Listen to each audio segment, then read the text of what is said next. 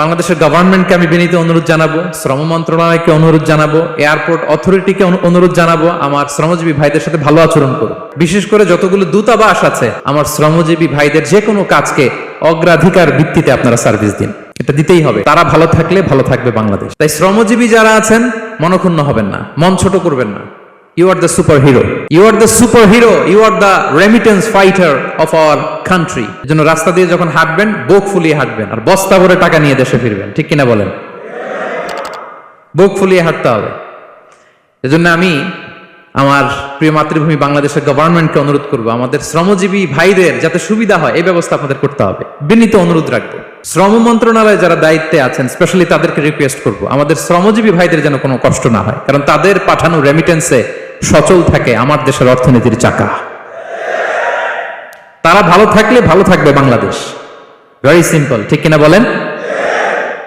আমার যে ভাইটা পরিচ্ছন্নতা কর্মী, রাস্তা ক্লিন করে, এয়ারপোর্টে ওয়াশরুম ক্লিন করে, একজন পরিচ্ছন্নতা কর্মী, তারও 20 থেকে 30 হাজার টাকা বাংলাদেশে ঢোকে প্রতি মাসে। আপনি চিন্তা করতে পারেন?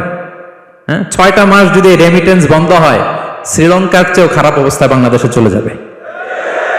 Just only 6 months.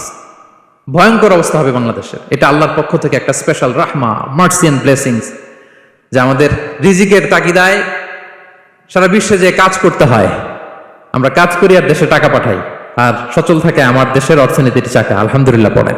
সো বাংলাদেশের গভর্নমেন্টকে আমি বিনীত অনুরোধ জানাবো, শ্রম মন্ত্রণালয়কে অনুরোধ জানাবো, এয়ারপোর্ট অথরিটিকে অনুরোধ জানাবো, আমার শ্রমজীবী ভাইদের সাথে ভালো আচরণ করুন, তাদের সাথে কোঅপারেট করুন।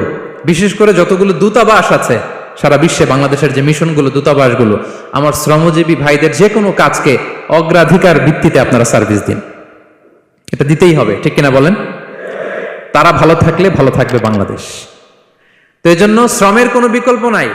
নিজ হাতে উপার্জিত অর্থ, নিজ হাতে উপার্জিত কামাই, এটা শ্রেষ্ঠ কামাই। তো আলহামদুলিল্লাহ আজকের অডিয়েন্সের মধ্যে শ্রমজীবী ভাইয়েরা বেশি। আলহামদুলিল্লাহ পড়েন। এটা আমাদের সৌভাগ্য। এই যে বাংলাদেশে এখন চাকরি নাই, চাকরির বাজার মন্দা, মাস্টার্স পাশ করে বেকার টোটো কোম্পানির ম্যানেজার, এরকম আছে না নাই? তার বিপরীতে আল্লাহ তাআলা আপনাদেরকে মালয়েশিয়া নিয়ে আসছে। প্রতি মাসে আপনি টাকা পাঠান, আলহামদুলিল্লাহ। আপনি বাংলাদেশের যে উন্নয়ন, বাংলাদেশের যে ডেভেলপমেন্ট, এই যে স্মার্ট বাংলাদেশ বলে বলে মন্ত্রীরা মুখে ফেনা তুলে ফেলে, এটার গর্বিত অংশীদার আপনি। ঠিক